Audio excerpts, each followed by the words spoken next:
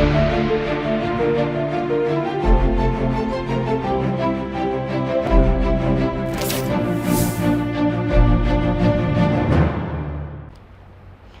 के बाद स्वागत है आपका एक बार फिर से सी न्यूज भारत में। तो वक्त हो चुका है यूपी बुलेटिन का, जहां हम शुरुआत करेंगे अम्बेडकर नगर से, जहां टांडा नगर पालिका की स्वच्छता व्यवस्था इन दिनों सवालों के घेरे में है। और साथ ही बात होगी इगलास की, जहां पर बढ़ते अतिक्रमण और जाम की समस्या को देखते हुए प्रशासन ने कार्यवाही तेज कर दी है। ऐसी तमाम खबरों पर करेंगे विस्तार से चर्चा। बच्चों का सुरक्षित बचपन ही सशक्त भारत की मजबूत नींव है।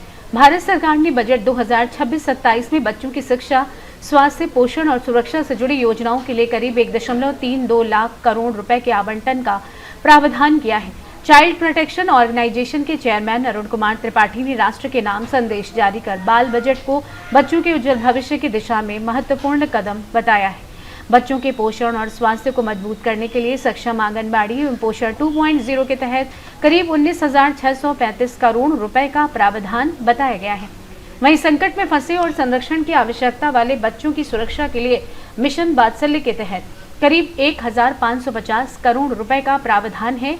ये बजट संबंधित मंत्रालयों के माध्यम से राज्यों और जिला स्तर की व्यवस्थाओं तक पहुंचता है, ताकि बच्चों को बेहतर शिक्षा, पौष्टिक आहार, स्वास्थ्य सुविधाएं और सुरक्षित वातावरण उपलब्ध कराया जा सके। भारत माता की जय, वंदे मातरम। मेरे प्यारे देशवासियों, आप सभी को मेरा सादर प्रणाम। आज मैं अरुण त्रिपाठी आपके सामने केवल चाइल्ड प्रोटेक्शन ऑर्गेनाइजेशन के चेयरमैन के रूप में नहीं, आज मैं इस देश के करोड़ों बेजुबान मासूम बच्चों के अभिभावक के रूप में आप सभी से कुछ महत्वपूर्ण विषय को आप सभी के सामने साझा करना चाह रहा हूँ। और इसके लिए हमने इसका अध्ययन भी किया है, सटीक जानकारी भी लिया है। आप सभी के सामने मैं इसको साझा कर रहा हूँ, जो कि बहुत ही महत्वपूर्ण विषय है। मैं ये जो विषय है, मैं उन बच्चों का प्रतिनिधि बनकर, जो अपनी बातें बोल नहीं सकते, जो अपनी बीमारी का दर्द संसद तक नहीं पहुंचा सकते, और जो अपने अधिकारों के लिए सड़कों पर प्रदर्शन नहीं कर सकते हैं, मैं उनके संदर्भ में बात कर रहा हूं।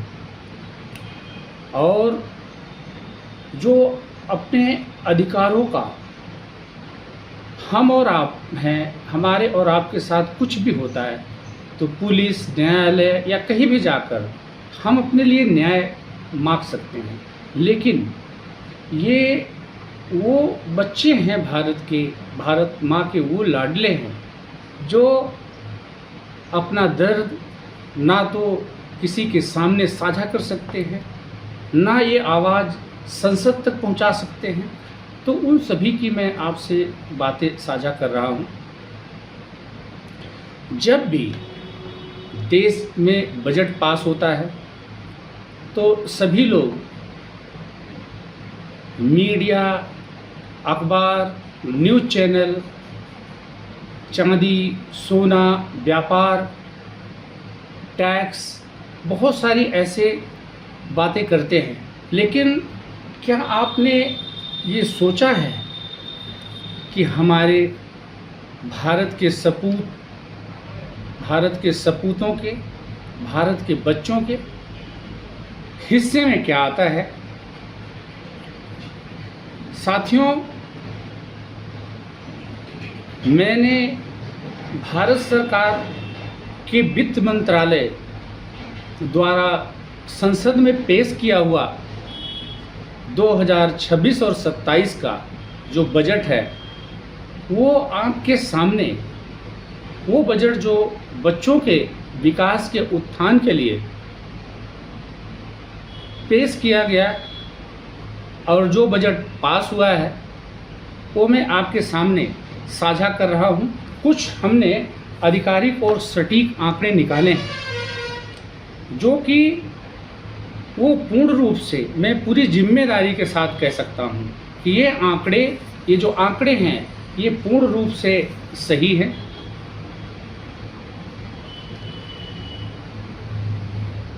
कि इस साल भारत सरकार ने देश के बच्चों के संपूर्ण विकास के लिए अपनी तिजोरी में से 1,32,296.85 करोड़ का ऐतिहासिक चाइल्ड बजट आवंटित किया है। यह कोई मामूली आंकड़ा नहीं है, यह हमारे देश के ईमानदार करदाताओं की गाढ़ी कमाई का पैसा है, जो हमारे बच्चों के विकास के लिए उनके हाथों में किताबें, उनके शरीर को स्वस्थ रखने और उनके चेहरे पर खुशी लाने के लिए दिया गया है।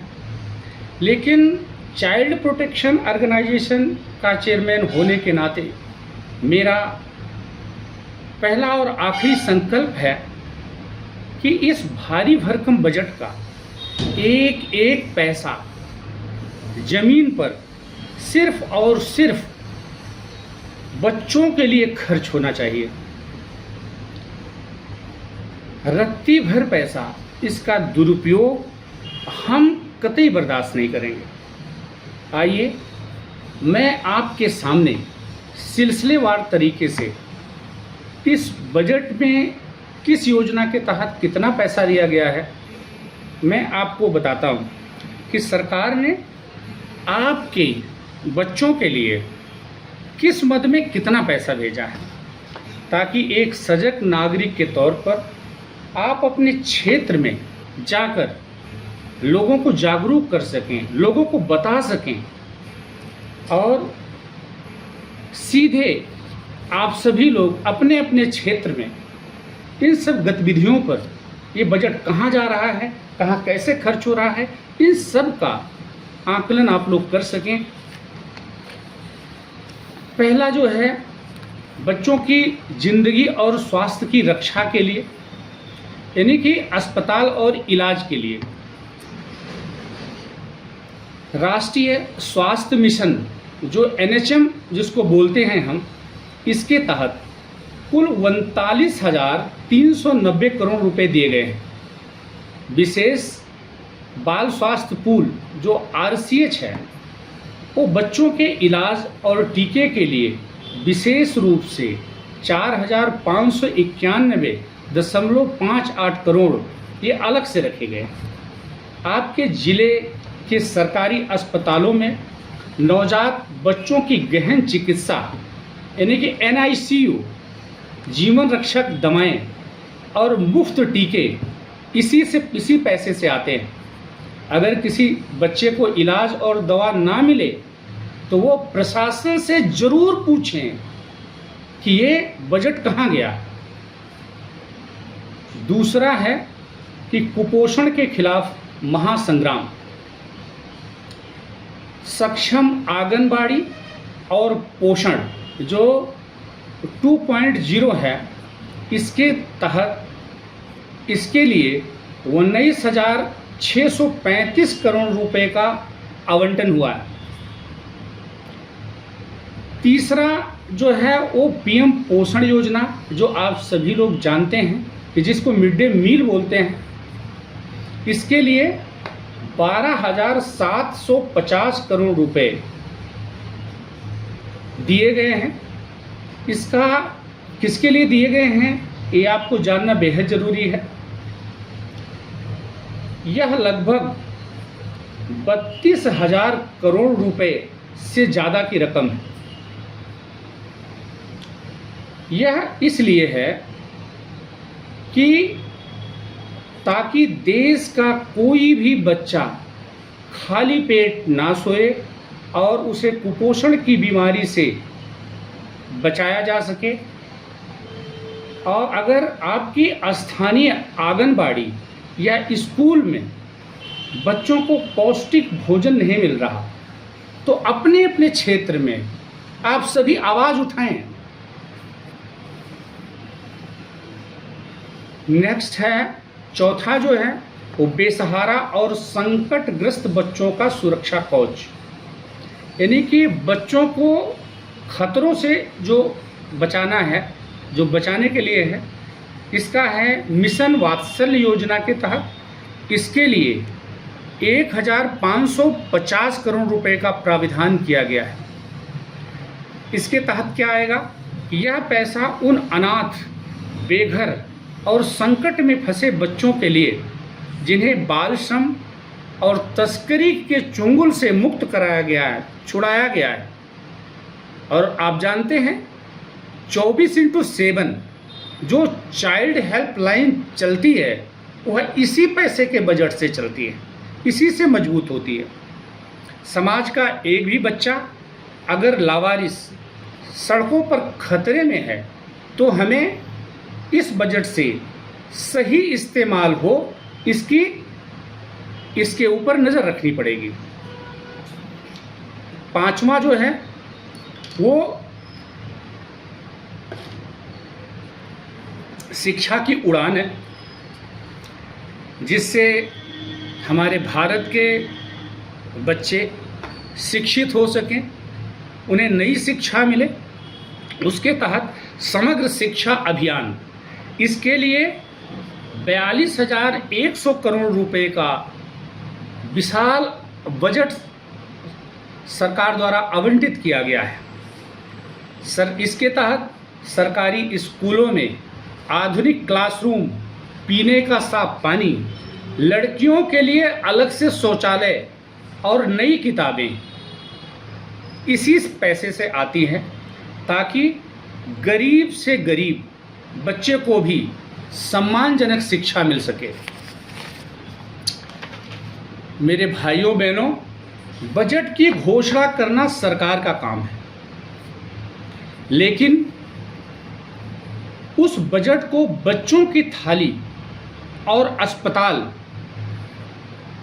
यानी कि बच्चों की थाली और उनके अस्पताल, उनकी किताबों तक ईमानदारी से पहुंचाना हम जैसे नागरिक संगठनों और समाज का काम है। चाइल्ड प्रोटेक्शन ऑर्गेनाइजेशन के माध्यम से मैं आज सजग बचपन पारदर्शी बजट नामक एक राष्ट्रव्यापी सोशल ऑडिट की घोषणा करता हूं, और मैं गर्व से ये भी कहना चाहता हूं कि हमारा चाइल्ड प्रोटेक्शन ऑर्गेनाइजेशन सरकार द्वारा वित्त पोषित नहीं है। अभी तक हमारे पास सरकार द्वारा कोई भी पैसा नहीं दिया जाता है, कोई सरकार द्वारा वित्तीय सहायता प्राप्त नहीं है। हम पूरी तरह से एक गैर लाभकारी और स्वतंत्र संगठन हैं, इसलिए हम बिना किसी दबाव के और बिना किसी डर के निष्पक्ष होकर बच्चों की हक की लड़ाई लड़ सकते हैं। हमारी टीमें हर राज्य, हर जिले, हर आंगनबाड़ी, सरकारी स्कूलों, बाल कल्याण केंद्रों पर जाकर जमीनी स्तर पर निगरानी करेंगी। हम जनता के साथ मिलकर एक योजना का सामाजिक मूल्यांकन करेंगे। अगर कहीं भी बच्चों के स्वास्थ्य, शिक्षा, सुरक्षा के हक में कोई कमी या लापरवाही दिखी तो हम एक सजग प्रहरी की तरह प्रशासन, आयोग, मंत्रालय के सामने अपनी रिपोर्ट प्रस्तुत करेंगे, उनके सामने अपनी रिपोर्ट रखेंगे और कानूनी दायरे में रहकर बच्चों को उनका हक दिलाकर रहेंगे। मेरे प्यारे देशवासियों, याद रखिएगा, जो समाज अपने बच्चों के स्वास्थ्य और उनकी सुरक्षा की रक्षा नहीं कर सकता, उस समाज का कोई भविष्य नहीं होता। वित्त मंत्रालय द्वारा ये बजट जारी कर दिया गया है। अब बारी हमारी और आपकी जिम्मेदारी की है। अपने आसपास सजग रहिए। बच्चों के खिलाफ होने वाले किसी भी खतरे या शोषण की सूचना चाइल्ड प्रोटेक्शन ऑर्गेनाइजेशन को दीजिए। आइए हम सब मिलकर यह प्रतिज्ञा करें कि इस बजट के एक एक पैसे से हम भारत के बचपन को सुरक्षित और सेहतमंद बनाएंगे। जब हमारा बचपन मुस्कुराएगा तभी हमारा भारत जगमगाएगा। बहुत बहुत धन्यवाद। जय हिंद, जय भारत। अम्बेडकर नगर से सी न्यूज़ संवाददाता अजय उपाध्याय की रिपोर्ट। जानागंज थाना क्षेत्र के कुंजी गांव निवासी देवेंद्र पुत्र सुरजन राम की ट्रेन हादसे में मौत हो गई। देवेंद्र मुंबई में परिवार के साथ रहकर सेंटरिंग का काम करते थे। उनकी पत्नी रीमा देवी करीब 10 दिन पहले अपने 4 बच्चों के साथ गांव कुंजी आ गई थी, जबकि देवेंद्र ठेकेदार के पास बकाया मजदूरी लेने के लिए मुंबई में ही रुक गए थे।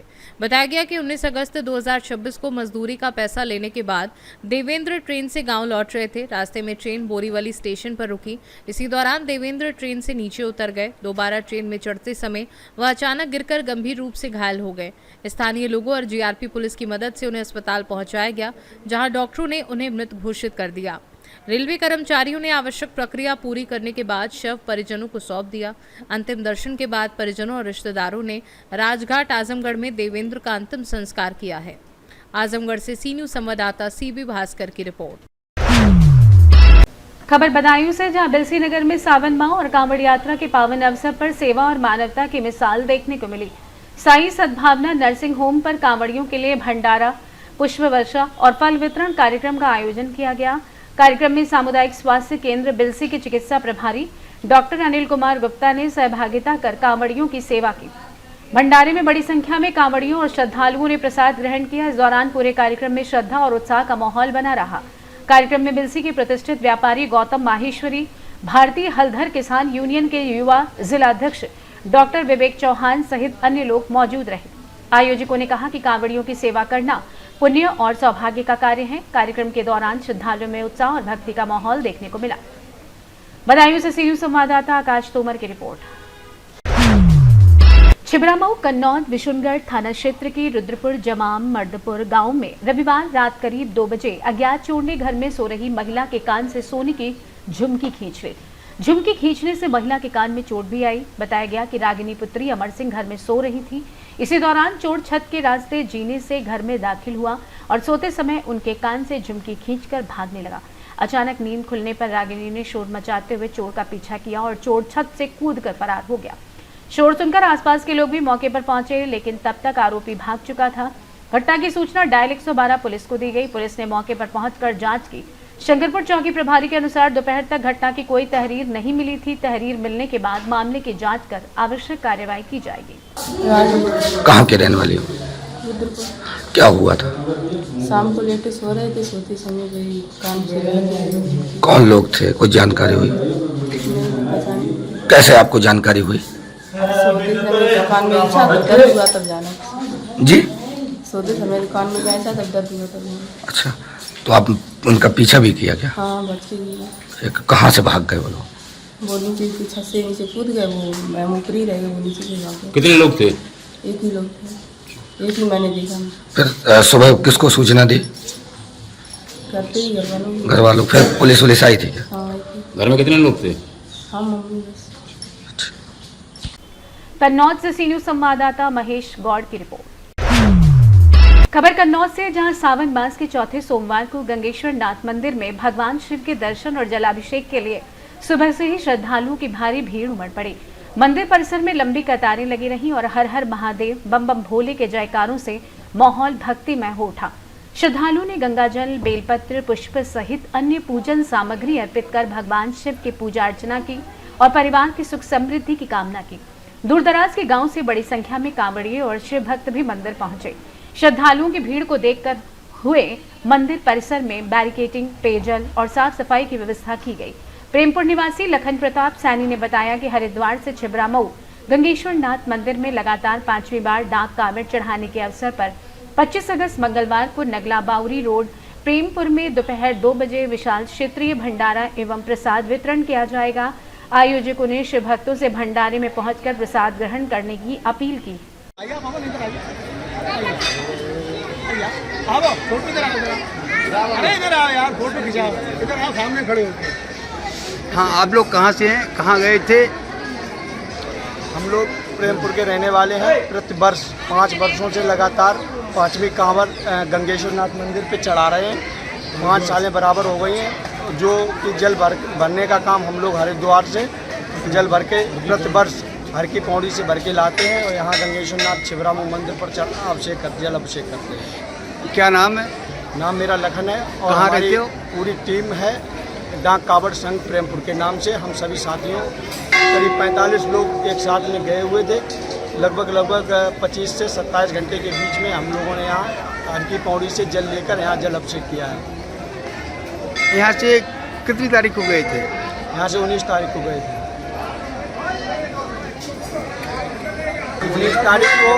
19 तारीख को यहाँ से निकला था शाम को। उसके बाद 22 तारीख को 12 से 2 बजे के आसपास पहुँचा हूँ। फिर उसके बाद सभी जो भी साथी गए थे उन सभी लोगों ने इधर उधर घूमा। घूमने के बाद 23 तारीख को सुबह वहाँ से निकले। उसके बाद यहाँ जल अभिषेक आज किया। यहाँ कितने बजे आ गए थे? यहाँ अभी समय हुआ है लगभग 7:30 बजे जल अभिषेक कर दिया है। कन्नौज से सी न्यूज संवाददाता महेश गौड़ की रिपोर्ट।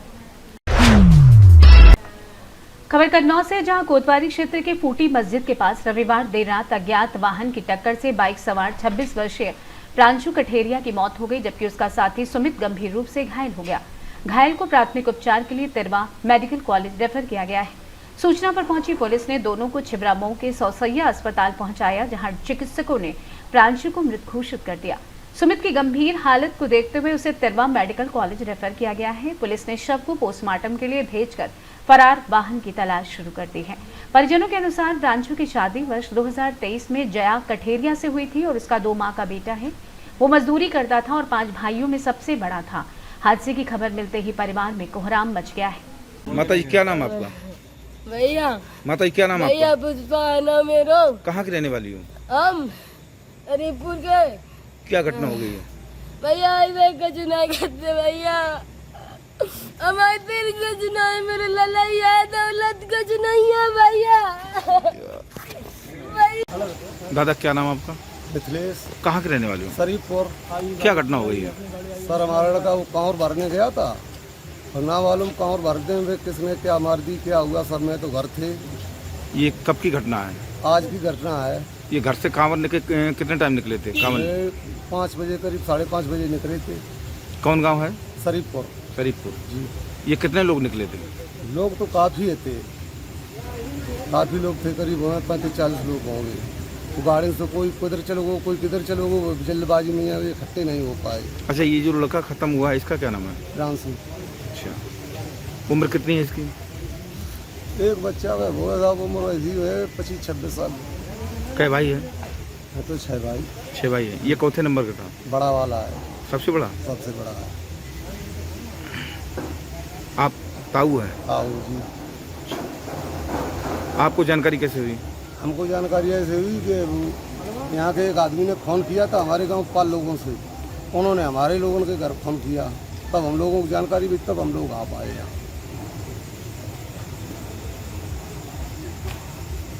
अब अभी आप कहाँ खड़े हो? अभी तो हम सिरसैया में खड़े हैं, छिबरामऊ सौसैया अस्पताल में। जी।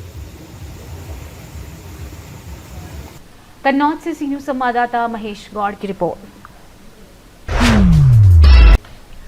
लखीमपुर खीरी में श्रावण मास के पवित्र अवसर पर जाट समाज पलिया कला की ओर से गोला गोकर्णनाथ धाम से दर्शन कर लौट रहे कांवड़ श्रद्धालुओं के लिए भव्य भंडारे का आयोजन किया गया। भीरा से गुगरा होते हुए गोला गोकर्णनाथ जाने वाले मुख्य मार्ग के किनारे लगाए गए सेवा शिविर में श्रद्धालुओं के लिए भोजन और विश्राम की व्यवस्था की गई। गोला गोकर्णनाथ धाम में जलाभिषेक कर लौट रहे बड़ी संख्या में कांवड़ियों और भक्तों ने भंडारे में प्रसाद ग्रहण किया। इस पुनीत कार्य में लखीमपुर खीरी जिले में रहने वाले जाट समाज के लोगों ने बढ़ चढ़ कर हिस्सा लिया। समाज के भाइयों बहनों और माताओं ने पूरे दिन श्रद्धालुओं को प्रसाद वितरित करने और उनकी सेवा में सहयोग किया।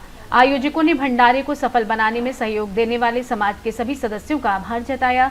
उन्होंने कहा कि जाट समाज भविष्य में भी धार्मिक, सामाजिक और जनसेवा से जुड़े कार्यों में अपनी सक्रिय भूमिका निभाता रहेगा। लखीमपुर खीरी से सी न्यूज संवाददाता मुकेश की रिपोर्ट। बिहार विधान परिषद भवन के एनेक्सी हॉल में पंडित राजकुमार शुक्ल की 151वीं जयंती समारोह में सिसवा क्षेत्र के बिसोखोर निवासी कवि एवं साहित्यकार आलोक शर्मा को उनकी रचनाओं और प्रभावी मंच संचालन के लिए शिक्षा मंत्री मिथिलेश तिवारी तथा कला एवं संस्कृति मंत्री डॉक्टर प्रमोद कुमार ने संयुक्त रूप से सम्मानित किया।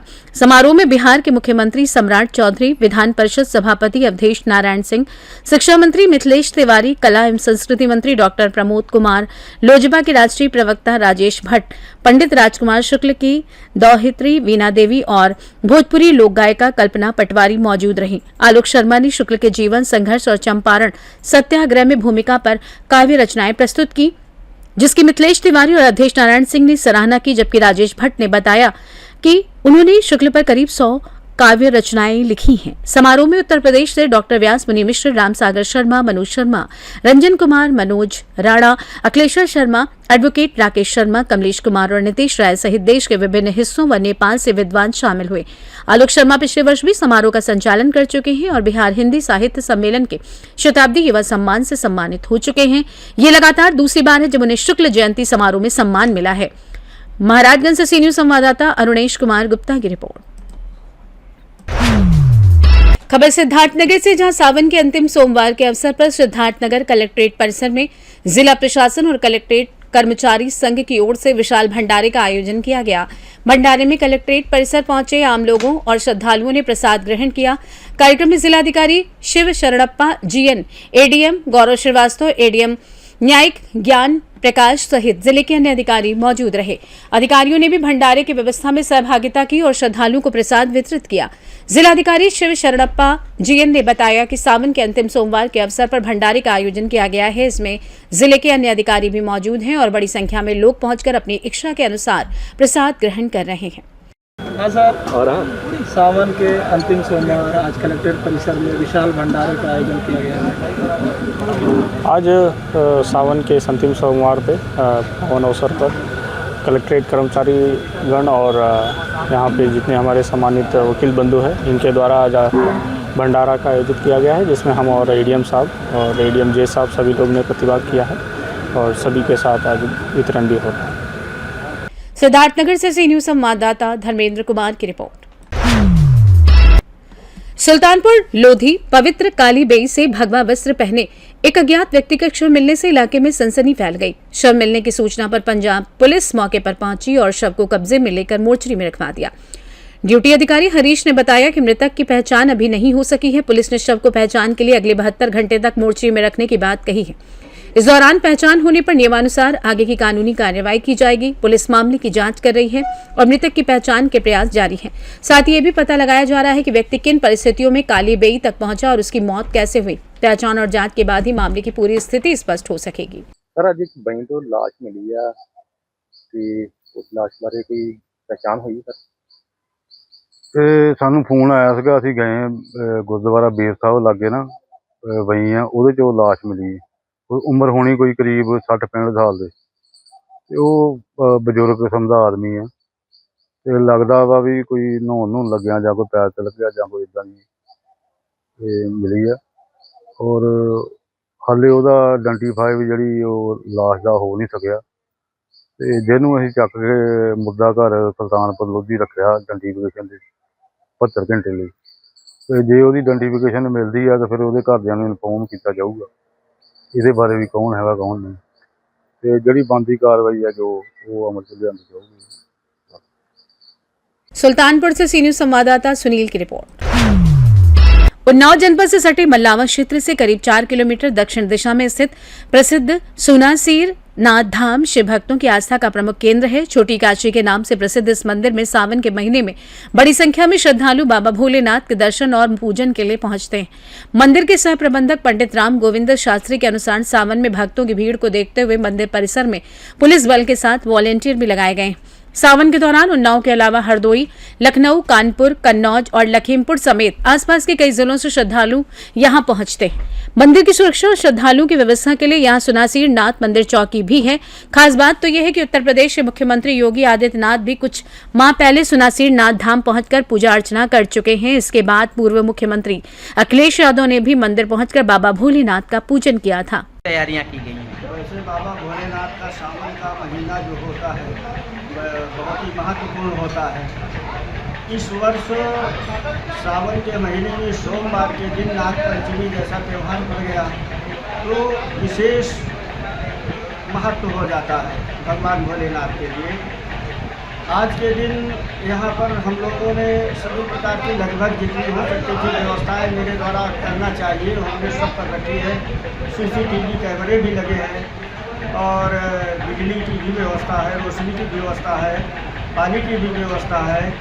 प्रशासन के द्वारा यहाँ पर पर्याप्त कोष की व्यवस्था भी की गई है। हमारे यहाँ मंदिर में शिव भक्तों को दर्शन करने में कोई परेशानी न हो इसके लिए हमने वॉलेंटियर की व्यवस्था करके हमारे जो सेवक है बाबा भोलेनाथ के सेवक है उनके द्वारा श्रद्धालुओं को श्रद्धापूर्ण आसानी से दर्शन कराए जा सके उनको किसी प्रकार की कोई दिक्कत न हो ये हमने सारी व्यवस्थाएं बना रखी हैं। LED भी लगवा रखी है जो मंदिर के अंदर जो भी कार्यक्रम होता है वो आप मंदिर के प्रांगण से भी देख सकते हैं, बाबा के दर्शन कर सकते हैं। इस प्रकार से समिति की ओर से जितनी व्यवस्था अच्छी से अच्छी हो सकती है हमने प्रयास किया है। कहीं पर किसी को कोई परेशानी हो जाए या बीमार हो जाता है या किसी प्रकार से कोई दिक्कत उत्पन्न हो जाती है उसके लिए हमारे यहाँ मेडिकल की भी व्यवस्था हमने करवा रखी है। हमारी समिति के द्वारा मेडिकल की भी व्यवस्था है। उसमें बुखार आ जाए या कोई बीमारी हो जाए या भीड़ में गर्मी के कारण कोई चोट लग जाए तो उसके ट्रीटमेंट की भी व्यवस्था हमारे मेडिकल के द्वारा डॉक्टरों की टीम यहाँ हमने लगा रखी है तो उनको दवाइयाँ भी तुरंत उपलब्ध करा दी जा सकती है। महाराज जी गत वर्ष की अपेक्षा इस वर्ष भक्तजनों की भीड़ कैसी क्या है? देखा जाए तो वैसे तो आप लगभग मेरी समझ से आप प्रतिवर्ष यहाँ बाबा के भक्त आप भी हैं, प्रतिवर्ष आते हैं और देखते भी हैं। तो जो हमारा दूसरा सोमवार था वो अगर हम देखें तो तीसरे सोमवार जैसी भीड़ दूसरे सोमवार में हुई। आज बरसात होने के कारण कुछ भीड़ हल्की रही परंतु जो श्रद्धा दिखलाई पड़ रही है बाबा भोलेनाथ के प्रति वो पिछले वर्ष की अपेक्षा कुछ अधिक जैसे कल तक देखे संडे का लेकिन हमारे यहाँ सोमवार जैसी ही भीड़ रही और बराबर दर्शनार्थी आते रहे। लाखों की संख्या में कल संडे के दिन दर्शन किए। आज कुछ बरसात होने के कारण हल्की सी भीड़ कम हो गई है लेकिन फिर भी श्रद्धालु भगवान इंद्र के द्वारा बरसात जो होती रही है उसे हम अभिषेक ही मानेंगे। श्रद्धालु अभिषेक करते हुए और बरसात के अंतर्गत भी भगवान का पूजन करते रहे। कांवड़िया आते हैं अपनी कांवड़ को चढ़ाए हैं, पूजा की है और उनसे अपना मनोरथ रखा, उनसे प्रार्थना की कि हमारे जीवन में खुशहाली प्रदान करे बाबा भोलेनाथ। जो अपना मनोरथ लेकर आते हैं उनका मनोरथ प्रभु हमारे सुनासीर नाथ बाबा पूर्ण करते हैं। बाबा सुनासीर नाथ के विषय में तो आप पहले से ही जानते हैं, ये कोई नहीं बता सकता कि ये कब स्थापना हुई, ये कोई नहीं बता सकता क्योंकि ये सनातनी है। वृत्रासुर का वध करने के पश्चात इंद्र के द्वारा इंद्र को ब्रह्म हत्या का दोष लगता है। उस ब्रह्म हत्या के दोष को दूर करने के लिए प्रायश्चित की मुक्ति पाने के लिए इन्होंने बाबा सुनासीर नाथ की स्थापना करी। इसलिए उन्हीं के नाम से उनका नाम संस्कार किया गया बाबा सुनासीर नाथ। सुनासीर नाम इंद्र का पर्यायवाची है। तो यहाँ पर तो बाबा बड़े ही दयालु हैं और उनके पास जो कोई आता है वो अपनी इच्छा पूर्ति करके ही यहाँ से जाता है और भगवान उसकी इच्छा पूर्ति करके मनोरथ भी पूर्ण करते हैं। उन्नाव से सी न्यूज़ संवाददाता सुशील यादव की रिपोर्ट। फिलहाल के लिए इस खास बुलेटिन में बस इतना ही। देश दुनिया की तमाम बड़ी खबरों को जानने के लिए जुड़े रहिए सी न्यूज़ भारत के साथ। हर खबर आपके साथ, आपके हाथ।